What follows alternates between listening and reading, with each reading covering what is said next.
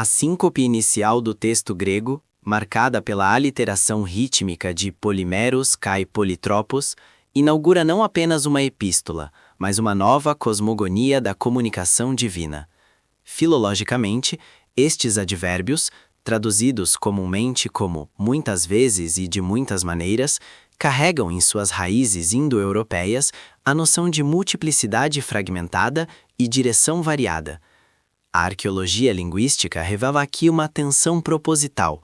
O autor utiliza a riqueza morfológica do grego koiné para estabelecer um contraste retórico supremo entre a dispersão atomizada da revelação ancestral e a singularidade coesa do logos encarnado.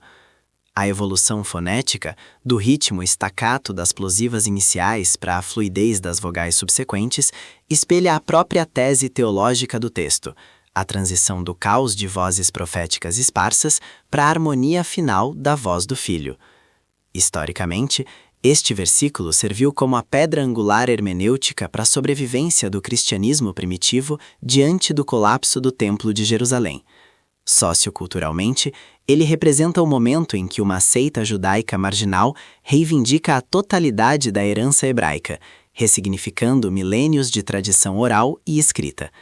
O texto funcionou como um mecanismo de legitimação política e religiosa, permitindo que as comunidades nascentes se apropriassem da autoridade dos patriarcas, aos pais, enquanto subvertiam a hierarquia sacerdotal estabelecida, sugerindo que toda a estrutura social anterior era meramente um preâmbulo para a nova realidade eclesial. Fenomenologicamente, Hebreus 1:1 toca na ferida narcísica da consciência humana, a ansiedade do silêncio divino. O versículo evoca o arquétipo do pai ausente, que subitamente se torna presente. Para a psique, a distinção entre falar pelos profetas, mediação, distância, incerteza, e falar pelo filho, imediação, intimidade, identidade, altera a percepção emocional do sagrado, movendo-se do temor reverente do Deus inominável para a relacionalidade de um Deus que possui rosto. Ele resolve a dissonância cognitiva de uma fé baseada em sombras, oferecendo a substância psicológica de uma voz definitiva, acalmando o pavor existencial do abandono cósmico. Ontologicamente, o trecho é um tratado sobre a metafísica da linguagem e do tempo. Ao introduzir a dicotomia entre antigamente e nestes últimos dias, epescatu ton himeron, o texto não fala apenas de cronologia, mas de kairos, o tempo qualitativo.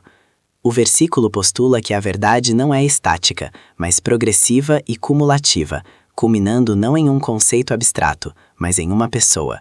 Isso desafia a filosofia platônica das formas imutáveis, sugerindo que o Ser Supremo se manifesta na história e na matéria, transformando a linguagem humana de um mero signo apontando para o céu, em um veículo capaz de conter a própria divindade.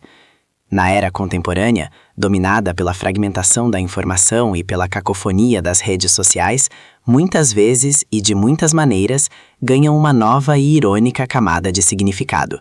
Vivemos em um estado perpétuo de revelação parcial, bombardeados por profetas digitais e algoritmos preditivos que fragmentam a realidade em bolhas de filtro.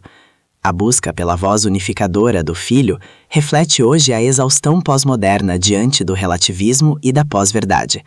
O versículo, lido através da lente tecnológica, critica a dispersão da atenção e a atomização do conhecimento, servindo como um contraponto analógico à desintegração da narrativa humana na era do Big Data.